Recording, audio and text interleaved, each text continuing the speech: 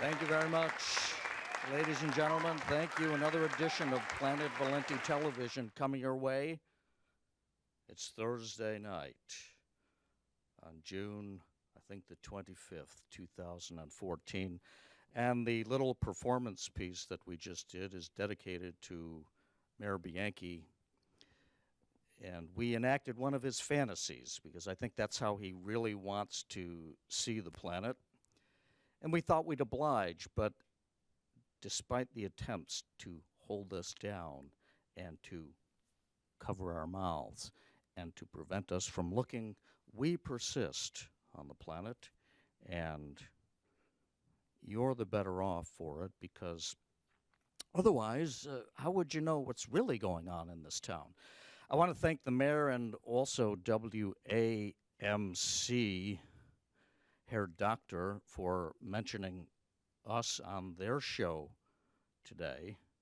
The comment was made that Pittsfield politics are a blood sport, and they made reference to a local blogger. I couldn't think of who they meant. Of course, it was moi, and we take that as the biggest compliment. They've been driving a lot of traffic to my site, as we're about to go into in just a little bit here. And let me just wander over, take a drink from my magic elixir. This is Nobel Prize juice I have in this cup right now. Yes, how sweet it is. We love it. We love it, we love it, we love it. And I'm going to reach back here, and we'll see what we have in store for tonight. Gee, we got some mailbag items. We got a whole lot of things going on. But I think I want to cut to the chase here and discuss this notion of censorship and what it means to have a free press and what it means to have either a muzzled press, which is every politician's dream, or a press that finds itself with restrictions, undue restrictions, by the way. And that's what's going on right now. And it started, it's nothing that we initiated, but we were the targets of it. And again,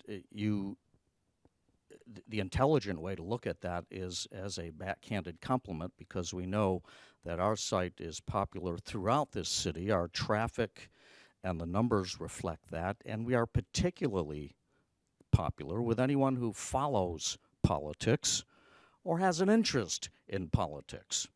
And that incorporates a lot of folks, including folks in City Hall, where we are, we'll just guess on this, watched on television later on. Of course, they can get it on YouTube, but read on planetvalenti.com for our take on the news that takes place locally and our commentary on it. Well, it seems that our site, for the mayor's tastes, got just a tad too popular, and he tried to and was not successful ultimately, but initiated a ban on planetvalenti.com for all computers at City Hall. Now, I don't know about IT stuff, information technology. I utilize the technology, and that's just about it. I really don't understand a whole lot, although running the website has made me a lot more conversant with what you can do and what you cannot do when you are networking via computer. And apparently, it's no big deal for an IT specialist to target an individual site and put up a firewall. A firewall blocks the user from accessing the site. Now, the mayor blocked planetvalenti.com at some point this week, at some point last week, because I first heard about this on Friday. I think it happened earlier last week. And we investigated as far as we could, and we heard that folks who took freestanding computers, which would include a smartphone, such as this is not a phone so much as it is a computer. And sure enough, if you walked into 70 Allen Street and tried to access planetvalenti.com, we're told you basically got a message saying the site was not available. So we heard wind, we got it on good authority, and we wrote about it.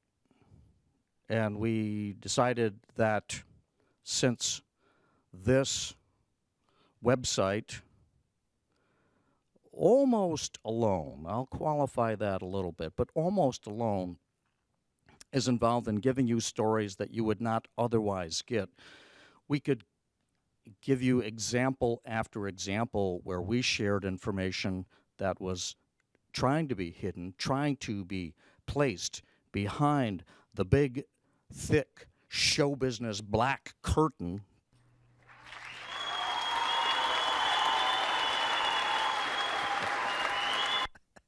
And when they put the black curtain in front of an event or a happening or an appointment or a policy matter, you know they don't want you to see. And ordinary citizens don't have access. If you're a government official, you have more access than the guy off the street. If you're an office holder, you are an office holder, you won election, you're in City Hall on official business, you are privy to documents and information that, again, the general public does not see, although you, as an elected official, are their representative. There's one other safeguard, however, that we the people have regarding access to information and transparency in government, which we will remind you, and we direct this directly to everybody who's watching, but particularly to the mayor who is watching or is having this watched. We know he's a regular fan. There is a protection that safeguards information, and it's provided to members of the Fourth Estate. You've heard that term. What does it mean? Well, you know, there are three branches of government. I don't even know that they teach this anymore in school. God knows they should. There is the executive branch, and in Pittsfield, Dan Bianchi is the chief executive, the CEO. Statewide, it's Deval Patrick. The federal level, it's President Obama. So we have the executive. We have the legislative branch. And locally, that is the city council and I guess you could include the school committee in that. They are the policy makers. They enact the laws. They can give suggestions to the executive as far as budgets and other ideas, but it's up to them to enact proposals that can only be put forth as proposals by the corner office. The third estate, those are the first two estates. Third estate is the judiciary, basically the criminal justice system. The fourth estate is the press, the media. And since the founding of this country, the United States of America has been dealing exactly with this question. Just how far can we allow freedom to be when it comes to journalists, writers? There was no television back then, but it is extended to all forms of media, including cyberspace, which is our primary address right now on planetvalenti.com, the website that the suits do not want you to see.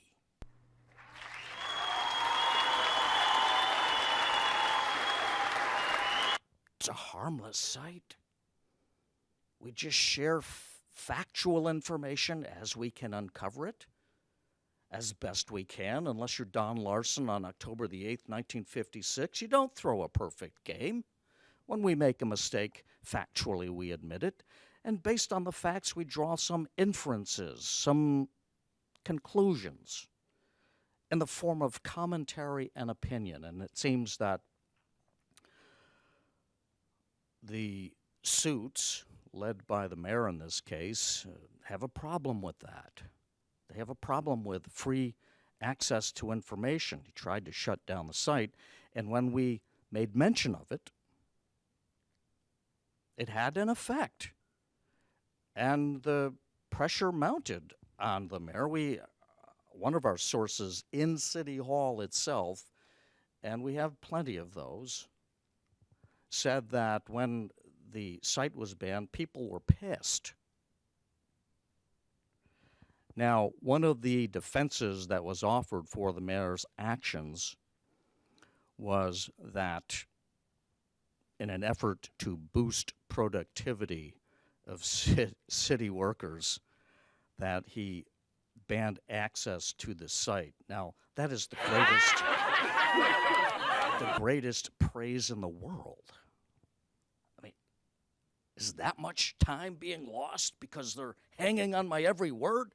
Apparently, this is what the mayor thinks. I am not in a position to dispute that, but it did not go over well. It did not go over well with our viewers, and now our viewers on the website, and our viewers now, I would think, on the whole, are not too pleased with it. And let me walk you through something in a moment. We're going to go over to a little custom-made chart that we had drawn up with our huge expense account here on the show. But I want to first, I've got a little booklet that I'm looking for. I'll find it in a moment if you could just follow me along here. And I'll look in my, there it is. Yeah.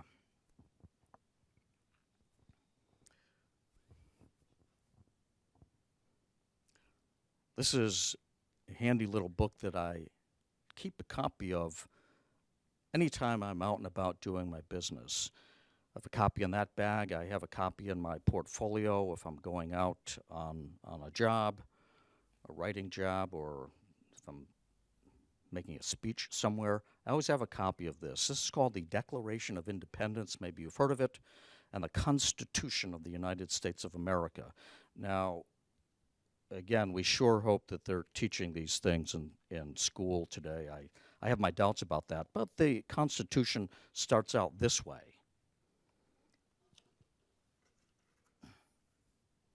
Starts out, do not knock over your drink. And then after Thomas Jefferson got done scolding Franklin for dropping his Johnny Walker Blue all over his nice new suit, it starts out this way. And these are not highfalutin words. Someone once said that. No, these are heartfelt words. Words that were drawn up by the Founding Fathers because they did not want an autocracy. They did not want a meritocracy. They did not want a monarchy. They wanted a form of government where we, the people, would have a say through representatives, the republic. And I'm just going to adjust my glasses here so I can read these words a little better. I know them by heart. Yeah, it's kind of got that Sean Connery look, doesn't it? Shaken, not stirred. That was my Sean. Wait till you hear my James Mason. It starts, we the people of the United States, in order to form a more perfect union, establish justice, ensure domestic tranquility, provide for the common defense, promote the general welfare, and secure the blessings of liberty to ourselves and our posterity. That's you and me, folks. Do ordain and establish this Constitution for the United States of America. That is the preamble. Great, great words. And it goes through the various articles, And the Constitution, in the course of its history, has been amended 27 times. The latest in 1982, I believe. I'm not going to refer to that, but I think that's correct. And I've always found this interesting and significant that the founders amended the Constitution and placed as the First Amendment the following words: everything that the United States has stood for, we hope stands for, and we pray will continue to support, rests on the First Amendment. Congress shall make no law. I agree. Congress shall make no law respecting an establishment of religion or prohibiting the free exercise thereof, of abridging the freedom of speech or of the press, or of the right of the people peaceably to assemble and to petition the government for a redress of grievances. Freedom of speech, freedom of the press. Now, how much do we actually believe those words? It seems that the mayor has a narrow interpretation of what they mean. And again, before I forget, let me extend my invitation to Mayor Bianchi. I'll tell you about a phone call that I had with his office today that will tie into the story we're weaving here. But I'll extend the invitation once again to Mayor Bianchi to come on this show. And if you have problems with anything we're saying or writing, if you want to correct any misstatements of fact that we got wrong, we would be more than pleased to have you with us. And with that, now I'm going to just traipse. That's an interesting word. I'm going to traipse over to the chart that we have here.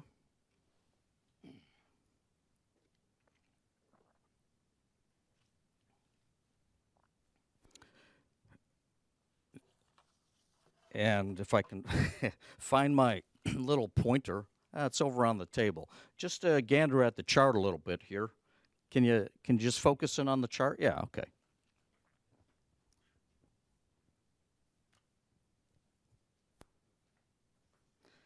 I don't know how well this shows up. Check this out.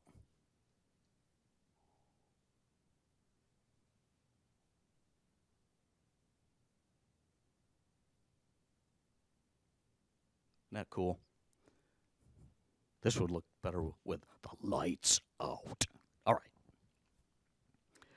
Now, as you can see on our chart, we start off with the First Amendment, which we just read. It is the cornerstone and foundation of what is the United States of America. Under attack, we are sad to admit, from many corners. You know about Edward Snowden and his leak of the NSA information, highly embarrassing to the government. The Daniel Ellsberg release of the Pentagon Papers, which the New York Times courageously published, and the Supreme Court vindicated the sharing of that information, which basically proved to the country what a lot of folks had suspected, that the circumstances that led into this country getting involved in Vietnam were fake. The Gulf of Tonkin incident in 1964, it never really happened. But the government made it up, essentially, and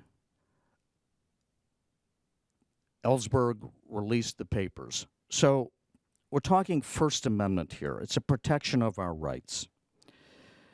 Now, one of the concerns with this policy that we're going to read you in a moment, and now here's the news I'm going to break. No one knows about this yet. You'll read about it tomorrow on my website, but the mayor has done something that, to the best of my knowledge, I'll stand corrected if I'm wrong, no mayor has ever done in the city of Pittsfield, and that is to institute a gag order on his department heads talking to the press. On Tuesday, June the 24th of this week, 2 days ago, Mayor Bianchi issued a memorandum to all department heads essentially telling them that if you, other than a routine matter, yeah, we fixed the pothole on the corner of North Street and Maplewood Avenue. Talk about fiction, huh? I guess not. All right. But anyways, sometimes it takes them a while to get the joke. You know. If it was other than the most common, routine, and uncontroversial matter, I guess you could say something. The policy says, yes, you can issue the soundbite. But even in that case, our fictitious case of the pothole, even there, the department head is required to report to the mayor's office about what took place. Essentially, a debriefing. Now, what about non-routine matters? Now, I'm a news guy. I've been one all my life, toiling in newspapers and radio, doing a talk show here on television and previously elsewhere on TV a little bit, mostly as guest shots. And the press, even the local press, deep down inside, is hungry for news. And news is not always routine. Take a look at the headlines and what's going on in downtown Pittsfield. Shootings, stabbings, muggings, drug deals. And the mayor's response is to issue decals. We've got decals warning children and anyone else foolhardy enough to ride a bike on North Street that this will not be tolerated by the police. And they're going to lay decals down on the sidewalk. I kid you not. Where is Barney Fife when you need him? Remember the bullet, the one bullet in his pocket, buttoned? Make sure it's buttoned, Barney. Our second item here now on this policy is in the event of a non-routine matter, if a member of the press calls up, department heads cannot speak to the press. They have to refer all inquiries to the mayor's office, specifically to his assistant, Julia Saborin. She was involved, as you recall, in the Scopes monkey trial that tried to dispose of Terry Kinnes. Kinnes was later vindicated by the Attorney General's office, by the way. Prior restraint. Prior restraint is when you censor in advance. And it would seem to me that if you tell your department heads that they cannot comment to any member of the press unless they get the permission of the mayor or are vetted by the mayor, you're messing with prior restraint here. Now, people say, well, that productivity argument. We need to make sure the planet's not available because of productivity. And it's fine that the mayor wants to centralize his media relations. Well, I'll tell you what. We come to the next point, public versus private. Pretty fancy chart. You can see at the bottom. Just make sure we give credit where credit is due. I'll read that for you. It's too small. Copyright 2014, used by permission of Ross Perot's crazy aunt in the attic. You remember her from the campaign years ago. Public versus private. Now, when you're a private company, if you're a General Electric, if you're a Sabic Plastics, if you're any other company that is privately held, and you can do pretty much what you damn well please as far as information. You've got a board of directors, you've got stockholders and shareholders, and naturally they will want truthful information, and we know that always happens. It did with Enron, right? It did with Lehman Brothers. It did with Goldman Sachs. They were being honest with us. A private company can do what it wishes. In fact, back in the day, I used to make a pretty fair living as a speechwriter for certain executives. And whenever you needed to make contact with any of the company's officers, you had to go through marketing communications. They wanted to keep track of who was inquiring about what. Private company, it's their policy, and we have to respect that. City's a public entity. Now, I don't know if you know this, but if we go back to the chart here, city is a corporation. Did you know that? We are incorporated, and you can, I think it even says that on the signs that will say, entering Pittsfield. Incorporated in 1761. Incorporated by whom? Who granted the charter for the city of Pittsfield? Well, the city is chartered by the state, literally as a corporation. We are incorporated. And as any other corporation, we have shareholders. And the next item on our little chart here, under public versus private, the citizens, we the people, as the Constitution told us. We the people are the shareholders of that corporation. That means you have a place at the board. You are the board. You own the government. The empty suit works for you. Lisa Tully, Kevin Morandi, Nick Caccamo.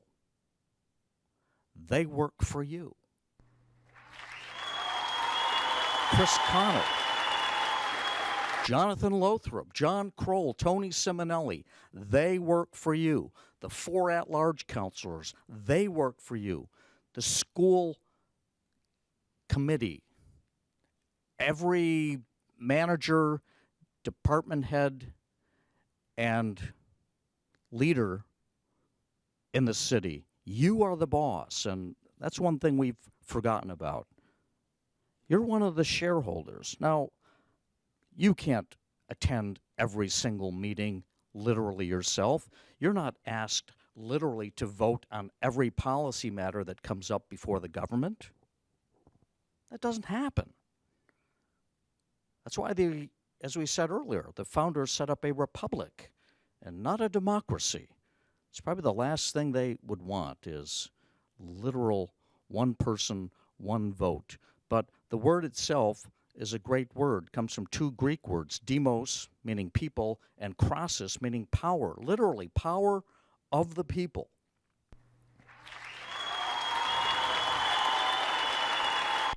Since the people will not be literally voting on every single matter that comes up, we have representatives, which is on the chart here. A little bit distant at this point, but I'm reading it for you. Yeah, there we go. Represented. Who? By whom? By elected officials. Okay. You elected, if you're a Ward 2 person, you elected Kevin Morandi to be your representative. And I'll tell you what, Kevin Morandi did a fine job on this past budget. And so did Lisa Tully in Ward 1. They said it was too expensive, that taxpayers were getting hammered too much. They did not prevail 9-2, but at least they spoke up. The remaining 9 are also representing their constituents. But you have one other, and I would say more valuable, agent of representation to see that you're getting a fair shake from your government, and that is the press. the fourth estate. And the founders, you think that my coverage on the planet and anything we do here on the television is a blood sport? Go back and read some of the early journalism in this country, the pamphleteers. Whoa, the press actually started as propaganda for various political parties, and no holds were barred, including the full Nelson. And the founders believed that, and eventually the courts worked this out, that it was best to allow unrestrained comment on public activity. And why is that? They believed that the truth would win out. But it only wins out if you have all of the information, and that's what we're fighting for. And the mayor has failed in his attempt to block our site. I mean, if you think about it, it's laughable. As we said, these little devices here are computers, and you can censor city computers as much as you wish, but if you've got your own account here on your cell phone, you can't do that. Now, we found out we would have actually supported the mayor's ban on the planet if, and this is a big if it had included all other news and commentary sites. Was Fox News blocked? Was MSNBC blocked? Was the Huffington Post blocked? Was the Berkshire Courier blocked? Was the Pittsfield Gazette blocked? Was the Berkshire Eagle blocked? And the best that we could find out, and we're 99 point and run the nines to infinity sure that we were the only ones. In other words, we were unduly and unfairly targeted. And it raised some cutting-edge constitutional issues. And we would have prevailed on that. Fortunately for the city, the website was put back up. Now, if this was done to improve productivity and to say that all of these other news and commentary sites would be stopped, in fact, every other website except for city business, we would have supported that. It's the mayor's call. If he does that on the basis of improving productivity, fine. But this was just basically, essentially, let's call it for what it was, political prosecution. Now, that's our little chart. Now, I want to read you, and I want to show you. This was a memo. Again, this was not, I'm going to hold this up here. And see, you can see the letterhead right here. Just want to show you that we got the actual thing. Office of the Mayor, Daniel L. Bianchi. There's the city seal. It's got the address from Daniel L. Bianchi, Mayor. There is an initial, purports to be the mayor's. The date is June 24th, 2014, and the memo is press protocol. Now, we said yesterday on the planet, when we heard of this, that we would get a copy. Now, this was in lockdown mode, I'm told. This was not supposed to be made available publicly, and especially to the press. Well, guess what?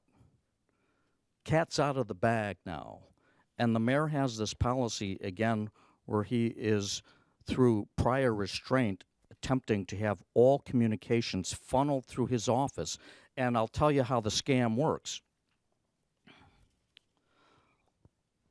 If you're Clark Kent, mild-mannered reporter for a great metropolitan newspaper,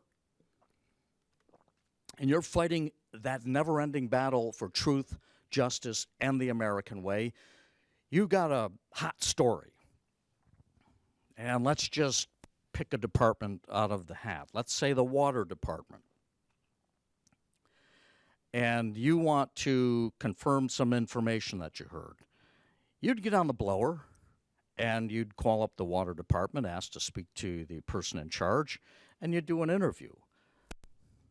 No more. Now that department head says, I can't talk to you. You've got to contact the mayor's office. So the mayor gets the request. You're in danger of missing your deadline. And they'll probably stall it out if they know that you're onto something that they want to hide. If you're Alan Shartok and you call up and you want access to the mayor, they know that Alan's going to kiss the mayor's butt.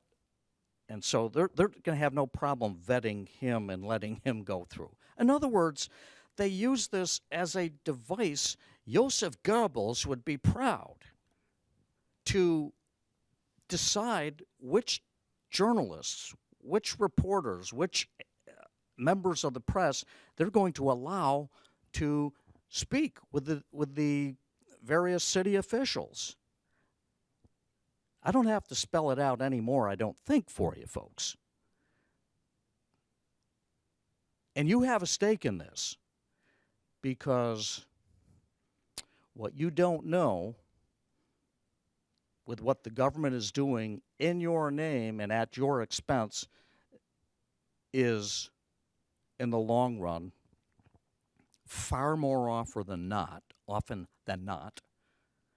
it's going to bite you right in the wallet. And it's going to make your government bigger, less responsive to your needs. Services go down. Salaries go up. The mayor has a proposal in right now to boost the salaries of all department heads. Isn't that, I mean, that's just one of those odd Pittsfield coincidences. You know, it's just a coincidence. It's the same way, you know, every time the rooster crows, the sun happens to come up. I don't know how that's done. The little guys, by the way, in City Hall, they're not being put in for a pay raise. They haven't had one since Peter Arlos was knee-high to a grasshopper. But they're just the grunts. They just do all of the work. And I'll tell you what, you've got some courageous people inside of City Hall on the mayor's team who are not happy with what's going on, and they are among those who provide me with information. I don't imagine we could possibly get a shot of the secret squadron here. That's probably not possible because we have some technical limitations on what we can do. And that's why you're getting this talk fest here tonight. But we have our sources, as all good newsmen and women do, including those in City Hall. Now, this is the document that was issued. As you can see, 2 pages. And we called up City Hall today. It says, again, all press inquiries are to go to the mayor's office from now on. And you contact Julia Saborin at jsaborin@pittsfieldch.com. Call during work hours, 499-9322. After work hours and weekends, 413-822-8202. 413-822-8202. Well, we called up Julia during work hours, 499-9322. And she got on the phone, and we asked her if the document that I was holding in my hands, the one that I've just shown you, was in fact issued by the mayor 2 days ago. And it's illegal to tape phone calls here in Massachusetts unless the other party agrees, and I've never done that anyways. Even with interviews, I take good notes. And she basically started hemming and hawing, and told me, in effect, that I cannot confirm what document you have in front of you right now. So I started to read from it, exact wording, and I went through the various bullet points that are in it, in order, everything. And the more I did that, again, I could tell the more uneasy she was with it, and I just wanted a simple confirmation that this press policy had been issued.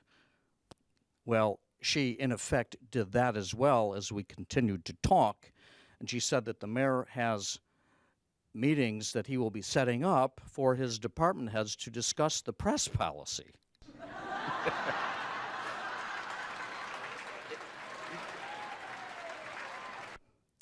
So we got done with that portion of the conversation. And I then asked for her, as the mayor's director of administrative services, now who has this key role. She is the gatekeeper. She's going to allow, based on, I guess, her judgment and what the mayor orders her to do, who's going to be in and who's going to be out. I'm going to go over and get a little sip of this drink here, Andy.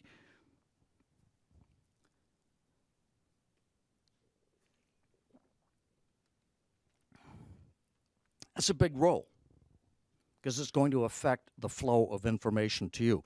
Won't affect the planet so much because, again, the sources we have in City Hall who will and have been speaking to us will continue to do so.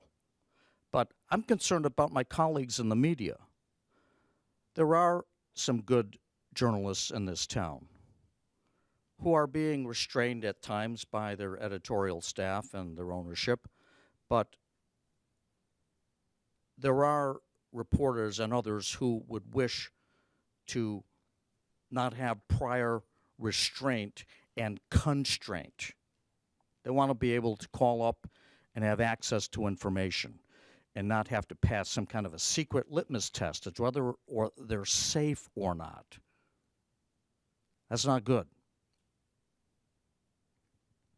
And so we would, on their behalf, argue that this press policy is highly questionable. I don't know the legalities of it, but again, as we went through on the chart, this is not just some private company. You can't shut the public out. The public is the government. And the mayor has certainly, he ran and campaigned on transparency, but we've seen precious little of it, especially after, usually there's a little bit of a honeymoon period with any new person taking office. There certainly was one with the mayor. We endorsed the guy, and we sent this letter out. And if we could get the mayor to come out to the hot seat, do we have some music for him? Because I do want to show respect.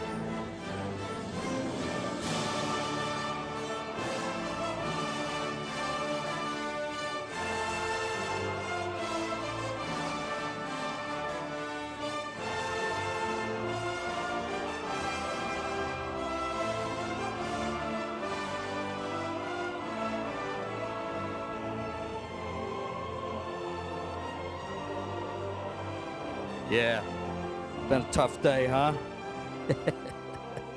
Well, first of all, thank you, Your Honor, for the plug on Northeast Public Radio, which is practically unlistenable, except when they're feeding NPR content. They got some good stuff there. And now I want to share with you, Your Honor, a letter that I sent to you. This was on June the 20. I don't have the date on this piece of paper, but it was actually the evening that I found out through my sources that you had been blocking my website. Try to loosen you up a little bit. You've had a tough day, right? Yeah, there you go. Sit up straight. Porcupine. And this is what I wrote to you. And I'm going to share this right now with our listeners. Dan, you have blocked the planet? That's the best you can do in the face of my honest criticism? You have heretofore been a disappointment as mayor, as my coverage has reflected since the day you decided to stop talking to me after I did not print the company line following your mishandling of the Spectrum case, the methadone clinic. You'll recall prior to Spectrum, while on your honeymoon for the first 6 months or so of your first term, my coverage was favorable. As you yourself told me, after you narrowly won against your opponent, Peter Marchetti, in 2011, I, meaning the planet, made the difference with my official endorsement. That's what you told me. You won by 106 votes, which translates to a swing of 53 either way. Whether it's true or not that I won the election for you, I believed you were the better man. That's why I endorsed you. You made one big mistake, though. You thought that my endorsement essentially meant that I would shill for you. I wouldn't and couldn't do that. As a writer, broadcaster, and journalist, I have but one responsibility: the truth. Granted, truth is an elusive commodity. Nonetheless, every contentious issue contains it. It's my job to go into the story objectively, get whatever information I can, analyze it, and present it. As a reporter, I present the facts as I've learned them. As an analyst, I present the truth as it reveals itself, as I see it, again, without bias or preconceptions. Since you got on the council and for your 10-year stint there, the mayor was on in Ward 6, folks, as you recall, for 10 years, we had a good working relationship. I thought you could handle the spotlight. I was wrong. Some people are meant to be understudies. That, I'm sorry to say, has been the story of your days thus far as the CEO of the city we both love. You have let yourself and your electorate down. You reacted to my tough but fair criticism by taking your football and going home. That came as a surprise to me, although your political opponents are now having a good time saying to me, "I told you so." My professional career goes back to 1975. It encompasses newspapers, magazines, radio, TV, speaking, books, and almost any other medium that uses words. The journalistic part of that career has been driven simply by a belief that the writer's first obligation is to the truth, and his second obligation is to we the people. Yes, I believe strongly in the role of the press to be the fourth estate, serving as a watchdog over the three branches of government. Do you share that belief? If so, why would the planet be banned? Why do you refuse to engage me? And again, we have that open invitation. Come on this show. I tried to set up an appointment with you today. That was the second part of my call with Julia Saborin. I asked if she could put an appointment with the mayor in his book, him and me, and she got back to me and she said, the mayor sees no reason why he should talk to you. That's what she said. And it was obvious with the delay in she put me on hold, that she was discussing this with him. And I'm certainly not going to press it after that point, although I did. And I said, okay, well, I tried to do it that way. I tried to set up the appointment. There are other ways to do it. It's the Mike Wallace way, and who knows what we might do. And it goes on and I'm telling the mayor how I've managed to work around his refusal to return my calls, one of which was made today, requesting an appointment, and I was refused. My emails, my Facebook messages, and I find other people, as we talked about before, other sources that will give me information that I need. Now, we'll skip through a little bit of this in the sake of time. I make mention of the fact that the mayor has singled out my site. Are we that much of a threat? And I ask the mayor, answer that realistically and not politically. And that's something, Your Honor, that you would have to decide in your own heart for yourself. I cannot help you with that one. I'm honored, naturally, that my site has taken root in City Hall. I have some of my most loyal followers there. I would ask you to reconsider your actions. He did. The website is back up. As I have done numerous times, if you have a problem with anything I say, broadcast, or publish, I am more than willing to give you equal time to respond. You have chosen not to accept that invitation, which only suggests that my comments about your administration have been largely spot on. Nonetheless, once again, I invite you to share your differences with me, preferably in public. If you prefer, we can do it in private. The invitation is extended in earnestness, resolution, and, if I may, friendship. If there is no reason we cannot have a productive, if adversary, relationship, we shall continue to do that while renewing our efforts once more to engage you in debate, discussion, and dialogue on the issues and actions relevant to the city of Pittsfield. Give this some thought. It's your choice, my right honorable good friend. Cordially, and I sign my name. Now, that's transparency in government. That's sharing what we have. And we would only hope that at some point, His Honor, Your Honor, that you come to your senses on this and realize that this is backfiring on you. And we don't want to see that happen. We have you on this show every day, in the fabric, every week, and we want to do our best by you. We were thinking of taking some of that. I'm going to step out of the frame here for a moment, or just follow me with this camera. And we'll go on the bottom, and you remember this little wad of tape? And there's other ones here in the studio that I ripped off and broke. Those were the constraints that you tried to put on that website, planetvalenti.com. And through this erroneous press policy, you are now trying to clamp down on all journalists, not just locally, but anyone who contacts the city for information now has to report to you, and you have to vet that.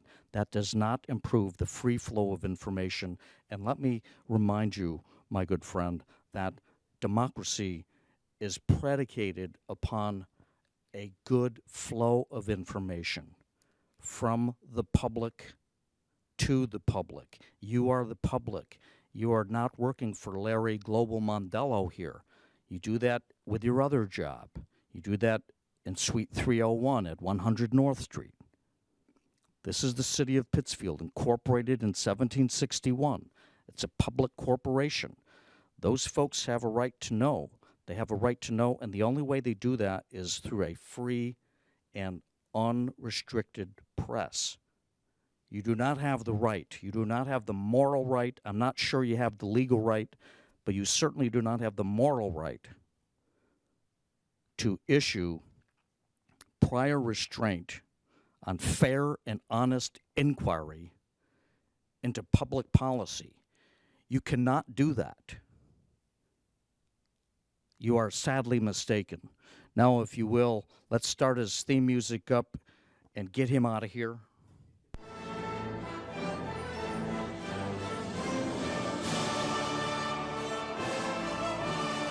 Come on, get out of here.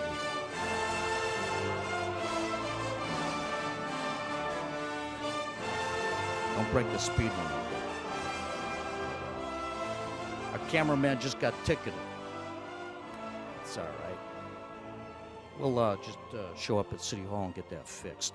Anyways, we are just about out of time, and we got through the show. We had some technical limitations, but the show goes on. We did our best. We have shared a significant story with you tonight, and we would invite you to read tomorrow, planetvalenti.com, where we will break this story with additional information. And until that point, I guess we can start wrapping up. Shake your head, yes. All right. Thank you for joining us. We'll be back next week at the usual time, 7 p.m. Again, planetvalenti.com. I am Dan Valenti. I thank you so much for watching tonight, and so long, everybody.